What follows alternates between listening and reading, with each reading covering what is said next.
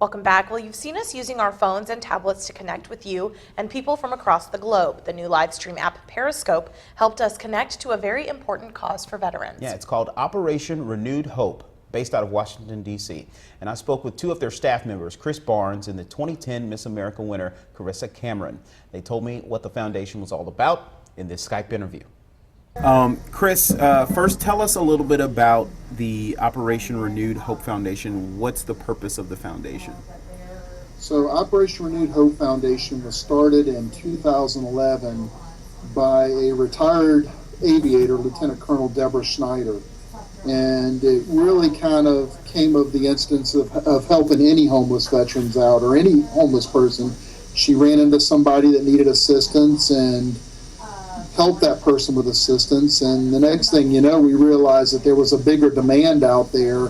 And about that same time, maybe a year later, we started getting national attention on it when President Obama initiated the first initiative to eradicate all veteran homelessness by 2015. And at that time, there was well over 1 million homeless veterans across America. And it's not just homelessness, PTSD, injuries, post-traumatic stress disorder, those same issues they lead into homelessness, and a lot of people don't realize that. And also, we're joined by Carissa. Carissa, tell us a little bit about yourself and about the foundation. First off, it's always a pleasure to be around some royalty, 2010 Miss America. But tell us why you became so passionate about being a part of the foundation. So I think the first time that I ever had the opportunity to really get to know the heart of a veteran was during my reign as Miss America when I went to Stuttgart, Germany, and a lot of veterans were coming in who had been injured in Iraq or in Afghanistan. And so they had a long fight even there just to get out of the hospital, and then knowing that they were coming home and what next. And a lot of them couldn't find housing when they got home, that sort of thing. And so I met Chris, and then he said, I think you would be really good at helping us with your background and that sort of thing. And so I kind of got involved in that way. And so, well, let's talk about some successful stories with this foundation. What have you guys been able to experience? Who have you been able to help?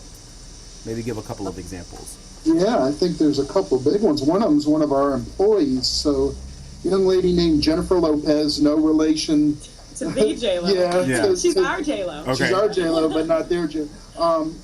Jennifer had a situation where she was a victim of domestic abuse, domestic violence, and in order to get out of that situation, she just literally had to walk away from everything. And it was a veteran and needed assistance, and she came up on our radar, and we wound up working with her. And now she is one of our case administrators and probably one of our biggest advocates, and great young lady. And awesome. It was one of those, she's probably the prime example of our mantra, a hand up, not a handout, because that's all she needed was just to get back on her feet and get stabilized, and her whole life is turned around by that now.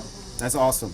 You can find homelessness anywhere from a big city to a very rural country area, but even a point with Alexandria, Louisiana, you've got Fort Polk as a neighboring installation. And once again, as the Army changes and it downsizes, which I think there was a recent announcement there at right. Fort Polk of reduction in forces, you don't know out of that population of reduction who of those might fall on hard times and might actually need the assistance or might become homeless themselves. How can people in Louisiana be involved in a foundation that's nationwide? So I think one of the most important things to do is that there are certain organizations even within your area that you can get involved with. So there's the Central Louisiana Homeless Coalition. Yes. You can provide services to, if it's furniture, if it's donations, if it's cars, whatever it is that you can give. And then I would also say, going on our website, we have a list of partners that we work with across the country that you can plug people in within your area, because of course we are in the Washington metropolitan DC area. But there are places all over, and I think one of the things first is recognizing that homelessness doesn't look like a certain thing, and that people being at risk of homelessness or being homeless are really just looking for someone to understand, not a judgment. Don't ask them about their backstory. A lot of that's irrelevant. It's housing first at this point. So I would say look for those opportunities where you can just jump in and fill a need. If you see a need, meet a need.